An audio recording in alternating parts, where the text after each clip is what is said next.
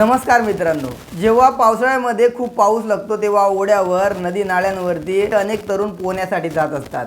अशाच पद्धतीने काही तरुण ओढ्यावरती पोहायला गेले आणि पोहायला जात असताना अचानकपणे ते त्या ओढ्यामध्ये उड्या मारत होते। उड्या मारत असताना अचानकपणे त्यांच्या बाजूलाच एका झाडाच्या बाजूला लपून बसलेला एक अजगर एका तरुणाच्या अंगावरती जंप करतो।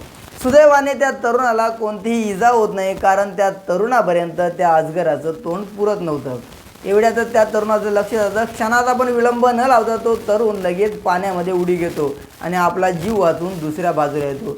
त्याच पद्धतीने त्याच्या आजूबाजूला असणारे तरुणसुद्धा दुसऱ्या बाजूला लगेच निघतात।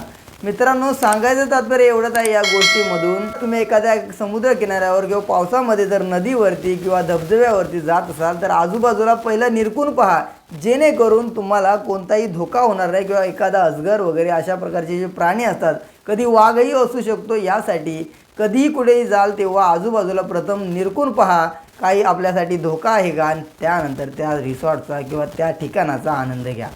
धन्यवाद।